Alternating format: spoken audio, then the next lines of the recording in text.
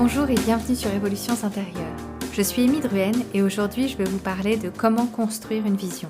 À quoi ça sert, comment est-ce que je peux le faire et au quotidien, comment est-ce que ça peut me mettre en mouvement pour changer les choses. Souvent mes clients arrivent avec une difficulté. Ils ne savent pas trop comment gérer telle relation au travail ou telle relation personnelle. Ils ont une idée de ce qui ne va pas très bien, mais ils n'ont aucune idée de savoir vers quoi ils auraient envie d'aller. En ce moment, avec le confinement, j'ai pris pas mal de temps de réfléchir à ce qui me plaisait, ce qui me plaisait moins, ce que j'avais envie d'avoir dans ma vie et surtout ce que j'avais envie de moins avoir. Ça m'a donné l'idée de cet épisode sur la vision. Alors concrètement, qu'est-ce qu'une vision ? Une vision, c'est une action. C'est avant tout l'action de voir, de se représenter en esprit quelque chose. Ça n'est absolument pas une hallucination, un mirage, une intuition ou une image. C'est vraiment l'action de créer cette image mentale. Il y a d'ores et déjà une énergie dans cette action de créer ma vision. La vision est complètement différente du rêve. Le rêve, c'est la construction imaginaire destinée à échapper au réel, à satisfaire un désir et à refuser une réalité pénible. Dans le rêve, il y a la fuite. Dans la vision, il y a le côté concret.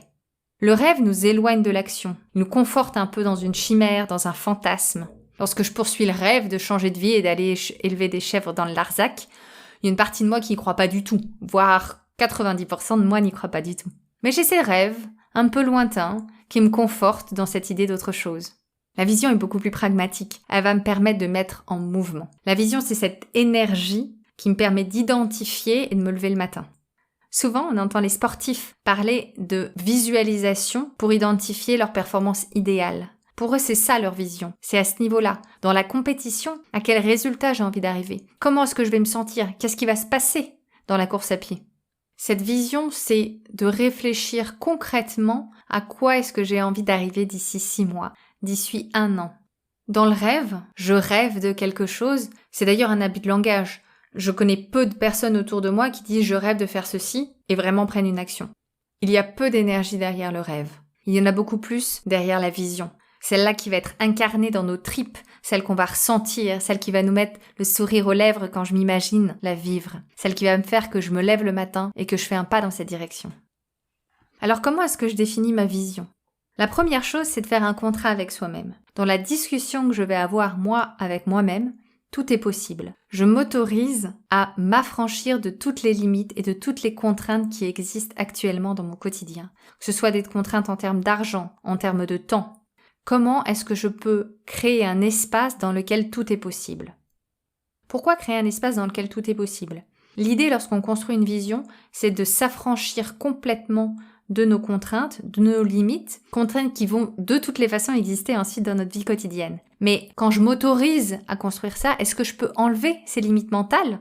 Est-ce que je peux essayer de faire cet exercice juste quelques minutes, quelques secondes, même si parfois quand je le fais, ça me paraît complètement absurde.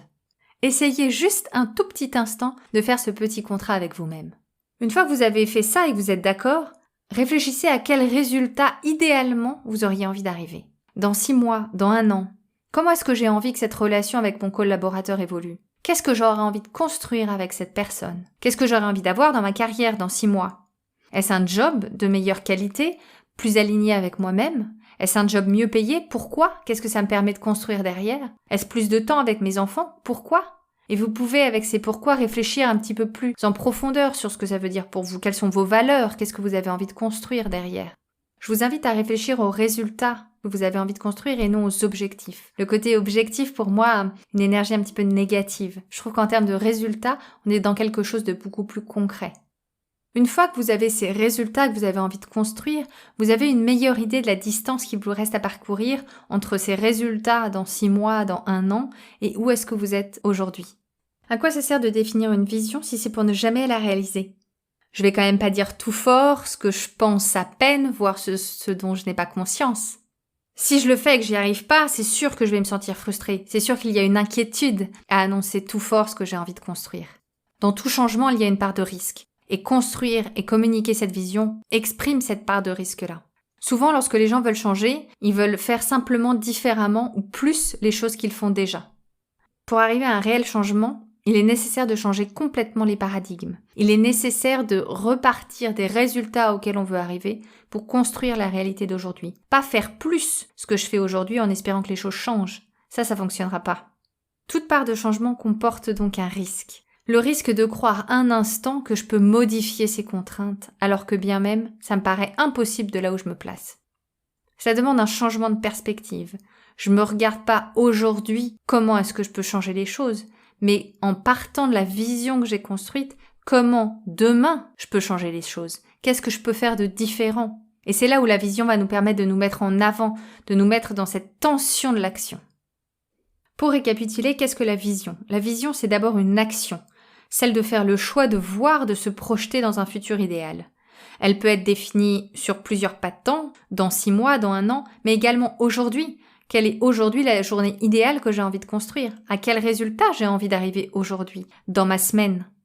Une fois qu'on a défini ces résultats, elle nous permet de nous mettre en tension pour identifier non seulement la distance à parcourir, mais également qu'est-ce que je peux faire pour changer les choses. Je serais curieuse de savoir comment est-ce que vous y prenez pour définir une vision. Moi, je sais que régulièrement, tous les 6 mois environ, je me pose et je réfléchis aux résultats que j'aurais envie de construire. J'utilise souvent un mind map pour faire cet exercice, ça me permet de canaliser un petit peu tous les projets que j'ai en tête. Ça peut être aussi une pratique avec la personne avec laquelle vous avez envie de changer votre relation. Ça peut être la relation amoureuse, par exemple, et se poser la question de qu'est-ce que j'aurais envie d'avoir en plus dans ma relation amoureuse? Qu'est-ce qui manque actuellement? Et idéalement, dans 6 mois, où est-ce qu'on en est? Enfin, je vous invite à regarder où est-ce que vous ne vous mettez pas en action. Parce que j'imagine que c'est probablement parce que votre vision n'est pas assez claire. Elle n'est pas assez incarnée. Elle est peut-être encore trop mentale. J'aimerais bien pouvoir changer de boulot, mais je sais pas trop vers quoi. Concrètement, ça ressemble à quoi? Dans quel type d'entreprise est-ce que vous avez envie de travailler? Avec qui? Pourquoi? Où? Qu'est-ce qui serait différent dans votre quotidien? Donnez-lui de la couleur, de la chair, de la vie à cette vision, pour qu'elle sorte un peu de votre tête et aille dans votre cœur et vos tripes, dans votre ventre. C'est ça une vision. Une vision, c'est quelque chose qui est incarné, qui est dans chacune de nos fibres corporelles pour nous mettre en action aujourd'hui et demain. Une fois que vous aurez cette idée-là, quel est le plus petit pas possible, que vous pouvez faire aujourd'hui? Quelle est la plus petite action qui, en venant de cette énergie, va pouvoir changer les choses aujourd'hui, va pouvoir changer de paradigme aujourd'hui? Voilà, c'est la fin de notre épisode. Je serais curieuse de savoir ce que vous en avez retenu. Si vous avez d'autres idées ou d'autres sujets sur lesquels vous souhaiteriez que je m'exprime, n'hésitez pas à vous abonner sur les plateformes d'écoute, Apple, Google, SoundCloud, Deezer. Révolution intérieure sort un lundi sur 2, le matin, pour bien commencer la semaine.